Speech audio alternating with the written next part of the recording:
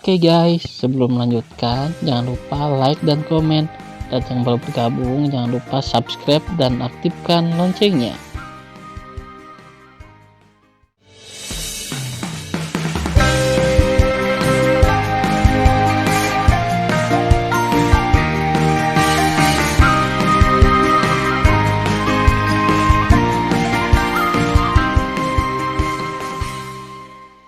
Episode 307. Mendengar pidato itu, semua orang mengangguk dengan rasa terima kasih. Kemudian, Tan Yun memberitahu, karena Su Sisi memiliki laba-laba darah Xuan Lei dalam pertempuran lembah es, sangat mungkin Ruyan Wuji juga mengatur binatang roh untuk Ruyan Chen untuk berurusan dengan kami di Menara Iblis di kota. Kamu harus lebih berhati-hati ketika kamu tiba di Menara Ajaib di kota. 16 hari kemudian. Jauh di dalam hutan Dewa Meteorit, sebuah menara hingga 1 juta kaki berdiri menjulang tinggi, Menara Dewa Iblis Kota. Menara Dewa Iblis sangat jernih, dan kekuatan yang dipenuhi dengan kekuatan arogan kuno melonjak keluar dari Menara Dewa dan berubah menjadi titik terang yang padat. Titik terang ini tampaknya mengandung kekuatan teror. Mereka berputar secara tidak teratur dan intensif di sekitar menara dengan kecepatan tinggi, yang membuat kekosongan di sekitarnya terfragmentasi dan menjadi zona vakum, tanpa rumput di sekitarnya. Murid ujian, jika Anda ingin memasuki Menara Dewa Iblis Kota, Anda harus terlebih dahulu melewati titik terang 10.000 kaki jauhnya dari pagoda sebelum masuk. Namun, sejak puluhan ribu tahun sejak persidangan medan perang para dewa, hanya sedikit orang yang bisa memasuki pagoda tanpa cedera. Karena ini penuh dengan bintik-bintik cahaya kekuatan keterlaluan kuno, mengabaikan pertahanan baju besi, dan senjata ajaib perlindungan tubuh lainnya. Dan yang paling penting, melalui pelajaran darah dan air mata, Istana Peri Roh mengetahui bahwa pagoda hanya terbatas pada para biarawan di dalam atau di bawah alam pemurnian jiwa. Karena bahkan jika biarawan dari alam jiwa ilahi melewati titik terang dan memasuki lantai pertama pagoda hidup-hidup, dia akan ditekan dan mati di tempat. Pada saat ini, di rumput lebat tepat di depan Menara Dewa Iblis Kota, Ruyan Chen memimpin lebih dari 1.900 murid Sekte Abadi-Abadi untuk mengintai di dalamnya. 36 basis arai diatur di sekitar kerumunan, tetapi Ruyan Chen dan yang lainnya mengatur susunan sihir. Jika Anda melihat ke bawah dari ketinggian, Anda tidak dapat menemukan sosok mereka. Di rumput tidak jauh dari kerumunan, ratusan mayat murid dari 5 jiwa Huang Fu Shengzong, 1 jiwa suci, 1 susunan, 1 instrumen dan 1 dan berbaring berdarah. Jelas, murid-murid Huang Fu Shengzong ini dibunuh oleh Ruyan Chen dan yang lainnya setelah mereka tiba di Menara Dewa Iblis Kota. Saat ini, mata Ruyan Chen tidak mau membisikkan kutukan, "Sialan, mengapa Tan Yun tidak datang begitu lama?" Tidak, mereka pergi ke Gletser kuno terlebih dahulu dan dibunuh oleh Su Sisi dari Istana Peri Jiwa Ilahi. Ya, pasti begitu. Sialan. Ruyan Chen berkata, tiba-tiba, suara tidak bahagia terdengar, "Kamu yang tuan kecil, apakah kamu punya masalah dengan Istana Peri Jiwaku?" Saat ini, 10 kaki di sebelah kiri Ruyan Chen, seorang anak laki-laki berambut pirang dan sepasang murid emas menatap Ruyan Chen. Ruyan Chen ditatap oleh remaja itu, punggungnya dingin, kakinya gemetar, dia hampir berlutut dan berkata dengan suara gemetar, "Tolong tenang, para pendahuluku. Saya tidak ingin menyinggung istana Anda. Itu adalah selip lidah. Selip lidah." Bocah pirang itu mendengus dingin dan menutup matanya lagi. Saat ini, para murid Sekte Abadi-Abadi memandang bocah pirang yang duduk di tanah, dan mata mereka menunjukkan ketakutan yang tak terkendali. Dari tampilan Sekte Abadi-Abadi, tidak sulit untuk melihat bahwa pemuda pirang itu luar biasa. Sesaat kemudian, bocah pirang itu tiba-tiba membuka pupil emasnya dan berkata dengan suara dingin, "Mereka ada di sini, 31.000 mil jauhnya." Ruyan Chen tampak bersemangat dan bangkit. Dengan lambaian lengan kanannya, kekuatan spiritual mengubah Tan Yun, Mu Mengyi, Sue Zian, Zhong Wuxiao dan Huang Fuyu di udara rendah.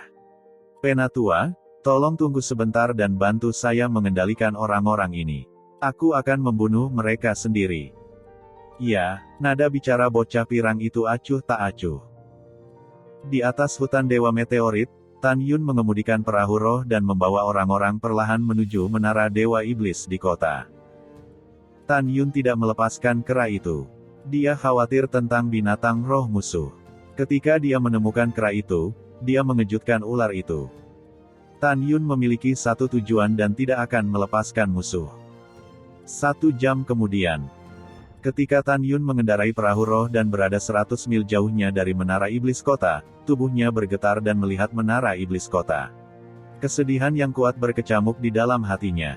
Dia terganggu dan berkata pada dirinya sendiri, Yusu. Tiba-tiba, sebuah gambar muncul di benaknya. Di puncak dunia ilahi, ada kuil yang menjulang tinggi, kuil Hongmeng.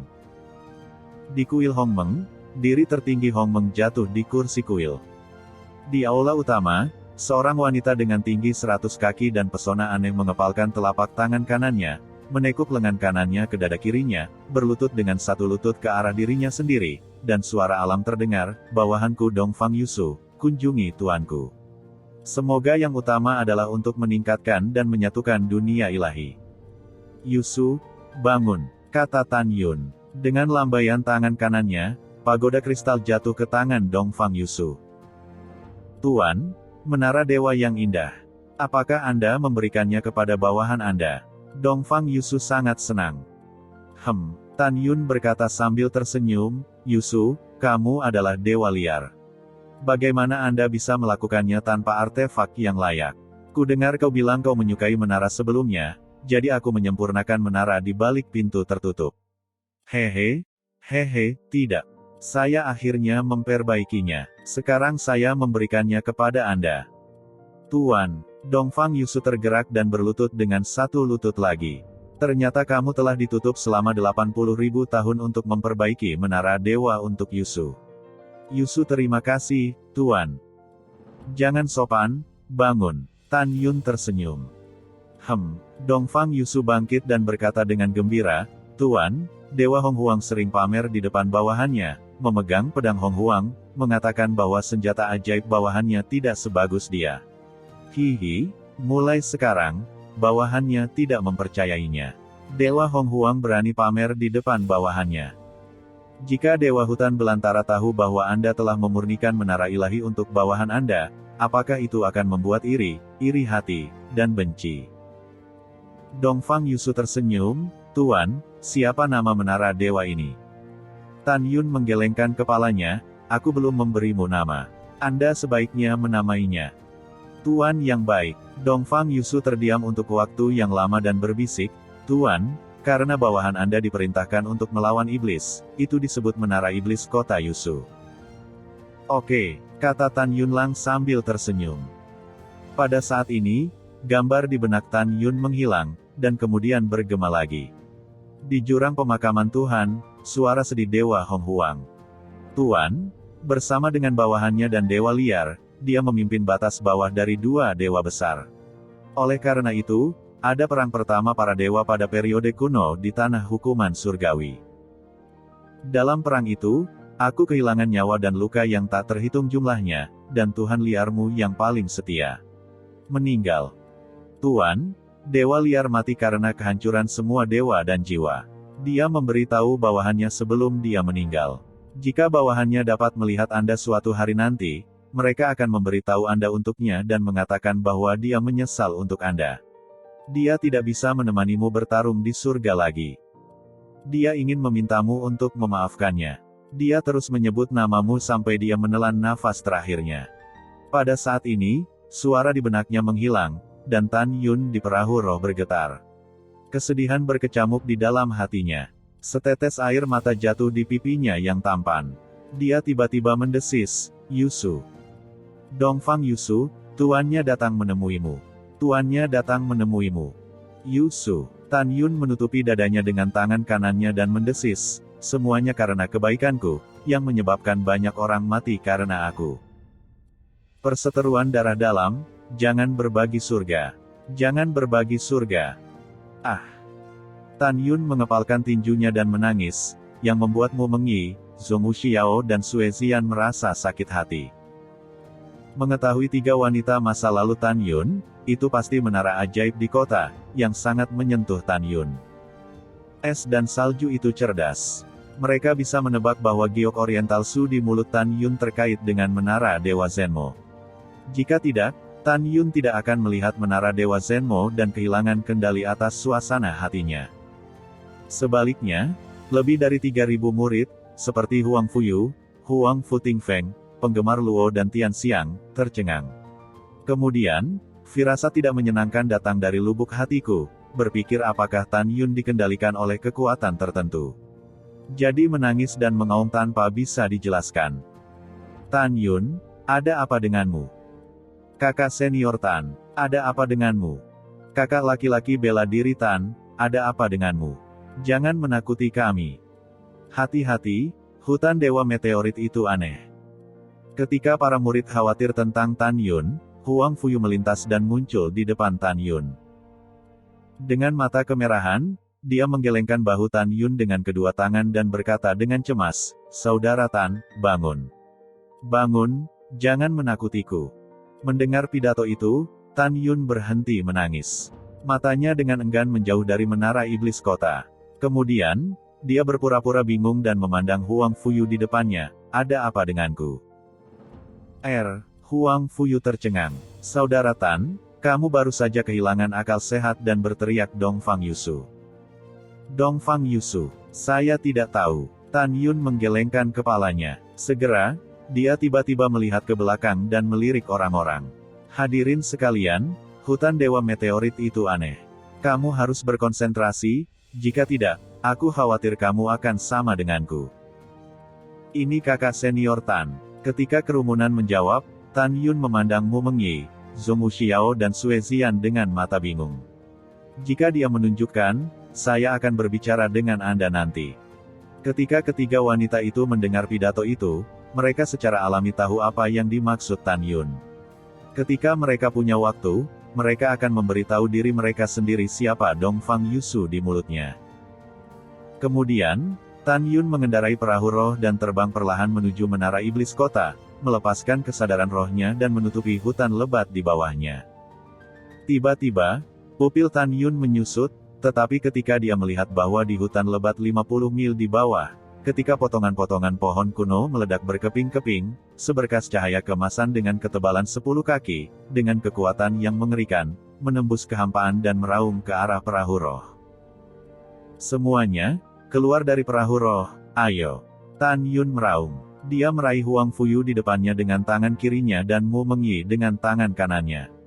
Dia mengambil langkah ilahi Hong Meng, naik 2000 kaki ke dalam kehampaan dan berdiri dengan kakinya di atas pedang terbang. Namong Ruksue, Zhong Wuxiao dan murid-murid lainnya, setelah menerima perintah Tan Yun, segera melambungkan pedang mereka dan mengikuti Tan Yun. Bang! Boom! Dengan suara besar, ketika kolom cahaya kemasan dengan ketebalan 10 kaki membombardir perahu roh senjata Yazun inferior berubah menjadi fragmen yang rentan di bawah serangan kolom cahaya kemasan, menembus pepohonan di bawah. Melihat pemandangan di bawah, semua orang, termasuk Tan Yun, merasakan punggungnya dingin.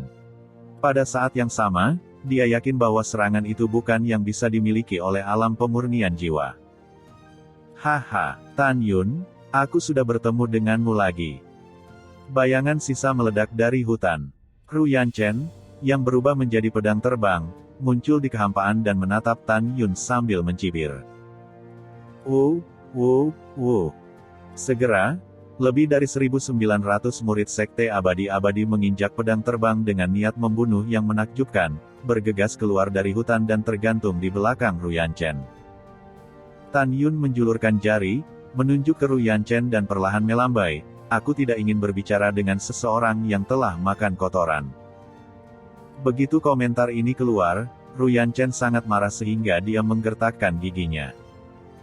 8 bulan yang lalu, Tan Yun memintanya untuk memaksanya memakan kotoran hewan roh, yang merupakan rasa sakit di hatinya dan rasa malu terbesar dalam hidupnya.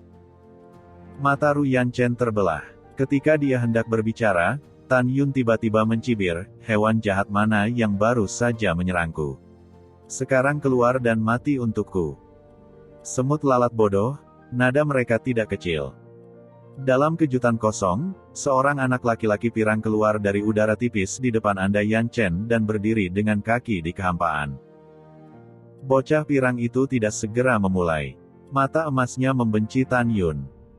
Pemuda itu mencondongkan tubuh, menunjuk ke Tan Yun, Mu Mengyi, Sue Zian, Zhong Wuxiao dan Huang Fuyu, dan berkata tanpa ragu, kalian berlima segera ditangkap. Aku bisa membiarkanmu hidup sedikit lebih lama. Sekelompok semut mol lainnya akan segera bunuh diri. Jangan biarkan aku mengatakannya lagi, kalau tidak kamu akan mati dengan menyedihkan. Pada saat ini, Tan Yun menatap bocah pirang itu, tampaknya diam, tetapi pada kenyataannya, jantungnya berdetak lagi, aku tidak bisa melihat tingkatannya. Pupil emasnya bukanlah mata manusia. Itu pasti monster 5 tingkat yang lebih tinggi dari kera tua. Jika itu adalah tahap kelima kelahiran dan pertumbuhan, kera tua itu tidak takut, tetapi jika itu adalah tahap kelima kedewasaan, kera tua itu sedikit berbahaya. Ketika Tan Yun berpikir, para murid di belakangnya ketakutan oleh bocah pirang itu.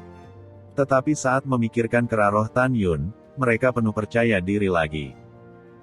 Namun, tindakan Tan Yun selanjutnya membuat takut dan membuat panik semua orang. Tan Yun tiba-tiba melihat kembali ke kerumunan dan berteriak, itu bukan manusia, itu adalah binatang roh tingkat kelima. Lari.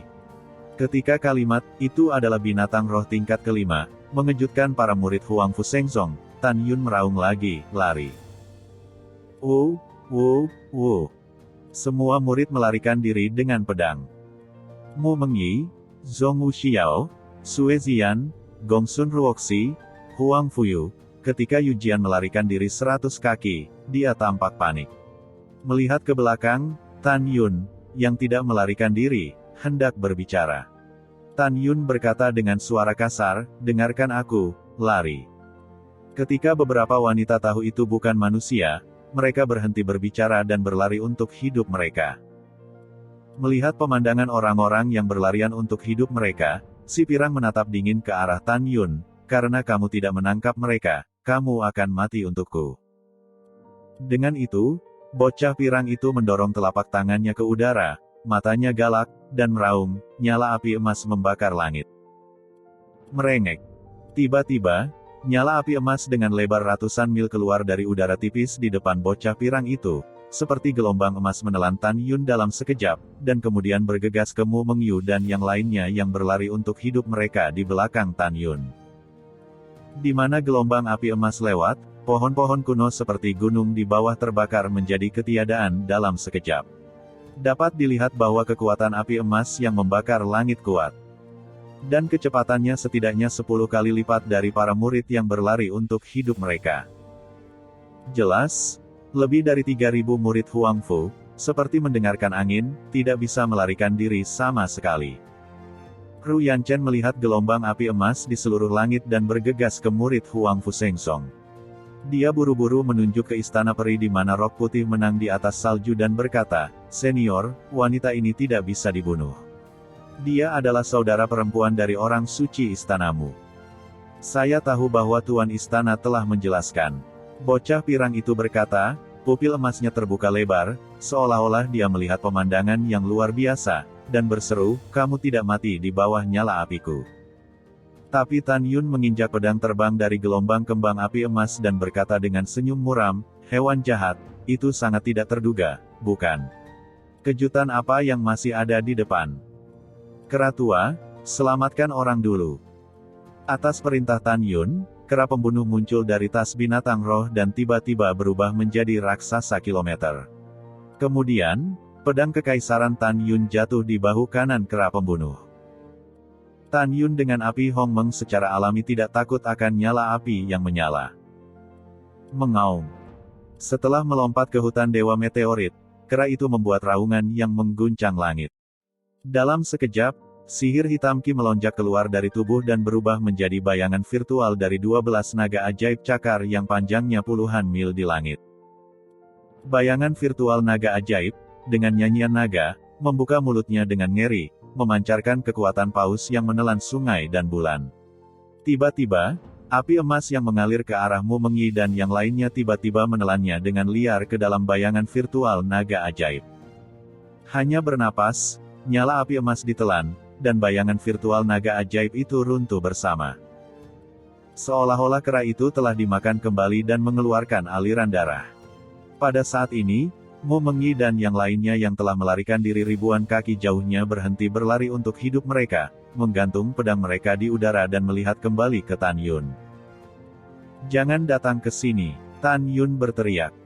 Pada saat ini, bocah pirang itu menatap kera pembunuh iblis dengan heran. "Kamu adalah kera tingkat 4 yang bisa menelan nyala apiku. Keluar dari nenekmu." Kera pembunuh iblis itu meraung dengan marah dan berkata dengan tatapan yang sangat serius, "Tuan, dilihat dari napasnya, itu seharusnya binatang roh dewasa tingkat 5, dan itu memancarkan bau kirin." Setelah mendengarkan, Tan Yun menatap bocah pirang itu, dan kemudian mengingat nyala api emas tadi. Dia tampak sangat tenang dan berkata, "Apakah kamu unicorn api emas?" "Haha," si pirang tersenyum dengan senyum main-main. "Ya, aku adalah api emas kirin di tahap kelima masa dewasa. Karena kamu sudah menebak, kamu harus tahu bahwa kamu hanya memiliki jalan buntu." Mengaum. Dengan raungan yang mengejutkan, bocah pirang itu menghilang, dan kemudian raksasa setinggi 300 kaki tergantung di udara. Ini adalah 4 binatang roh yang tidak seperti yang membakar api emas yang bergulir. Ini adalah kepala naga, buntut sapi, harimau kembali dan siong yao. Tubuhnya yang besar dan kuat ditutupi dengan sisik emas besar. Keempat kukunya kuat dan kuat. Ketika satu ekor menari di kehampaan, itu memunculkan retakan di ruang angkasa, seolah-olah mengandung kekuatan yang tak tertandingi. Ini adalah unicorn api emas di mulut Tan Yun. Saat ini, dengan senyum manusiawi, Jin Yan Qilin memandang dengan jijik pada kera pembunuh dan berkata, "Ini hanya periode perampokan tingkat 4. Lepaskan perjuangan yang tidak berarti. Aku akan membiarkan ibumu pergi." Kera pembunuh iblis itu sangat agresif, membuka mulutnya yang besar, dan taringnya sangat ganas. "Hal yang tidak tahu bagaimana hidup atau mati, tunggu sampai aku membunuh apa yang disebut tuanmu, dan kemudian perlahan-lahan membersihkanmu." Jin Yan Qilin tiba-tiba melepaskan tekanan napas dari tahap kelima masa dewasa dan bergegas dengan keras ke Tan Yun di bahu kera pembunuh. "Seberapa kuat nafas dewasa kelas 5? Di mana Anda lewat?" Langit runtuh, memperlihatkan lubang gelap besar di luar angkasa. Bang-bang. Dan pohon-pohon kuno yang menjulang tinggi seperti gunung di hutan telah berubah menjadi bubuk terbang. Mengaum. Kera pembunuh iblis tampak bermartabat, melepaskan ancaman mendekati tahap kelima kedewasaan, berguling ke langit dan dibombardir dengan ancaman api emas kirin. Bang! Boom! Di bidang penglihatan semua orang, tetapi ketika mereka melihat dua kekuatan kuat menabrak bersama, ada kekosongan dalam radius 800 mil, penuh dengan retakan jaring laba-laba, dan kemudian terfragmentasi. Lubang ruang gelap besar dengan radius 800 li menyelimuti semua orang di bawah. Ini menakutkan dan berkeringat. Di hutan 800 mil, semua pohon, vegetasi, dan ribuan monster tingkat rendah yang merangkak di tanah dimusnahkan oleh abu terbang. Kekuatan Jin Yan Qilin selalu 10% lebih kuat dari kera pembunuh iblis. Ketika kekuatan Jin Yan Qilin menghilangkan kekuatan kera pembunuh iblis, 10% sisa kekuatan tiba-tiba diselimuti kera pembunuh iblis. Dihadapkan dengan 10% tekanan, kera pembunuh itu secara alami tidak terluka, tetapi Tan Yun di bahu kanannya seperti disambar petir, menyemprotkan darah ke mulutnya dan terbang ribuan kaki di udara, bang. Tubuhnya tertanam di gunung seperti pohon kuno. Tan Yun memuntahkan seteguk darah. Dia merasa bahwa organ-organ internal tampak bergeser, dan gumpalan darah mengalir keluar dari telinga dan hidungnya. Tulang-tulang seluruh tubuhnya seperti berantakan. Dalam rasa sakit yang tajam di seluruh tubuhnya, Tan Yun menghela nafas lega. Dia tidak terluka parah. Tan Yun tahu bahwa jika dia tidak melatih tubuh Hong Meng Ba ke tahap awal level 4, tubuhnya akan cukup kuat untuk merobek harta terbaik. Jika tidak, dia akan berubah menjadi ampas daging terbang di bawah tekanan 10% dari Jin Yan Qilin. "Tuan, bagaimana Anda terluka?" Saat ini, Suara ketakutan akan kera pembunuh masuk ke Tan Yuner. Mata Tan Yun menunjukkan sentuhan cahaya halus, dan kemudian berubah menjadi tatapan sekarat. Aku tidak bisa mati. Kera tua, jika Anda memiliki kemampuan, Anda dapat membunuh Jinyan Qilin. Jika Anda tidak memiliki kemampuan, Anda dapat membawa saya untuk berlari untuk hidup saya. Tuan, saya seorang murid naga ajaib. Jangan mundur. Jangan khawatir. Tidak ada yang ingin menyakitimu kecuali aku mati. Ketika kera pembunuh iblis melihat bahwa Tan Yun terluka, itu benar-benar jatuh ke dalam kemarahan dan kegilaan. Boom! Ketika bumi retak, kera pembunuh iblis melompat ribuan kaki, mengayunkan tongkat besar hingga 400 kaki dan mengenai api emas unicorn.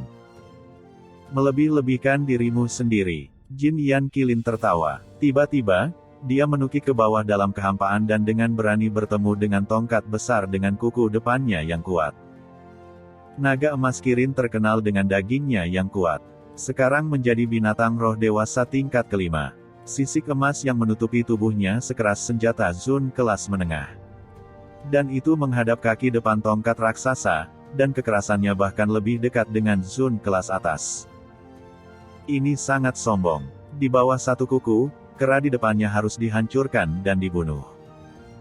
Namun, Jinyan Qilin tidak tahu bahwa kera roh yang dihadapinya bukanlah kera roh tingkat 4 biasa.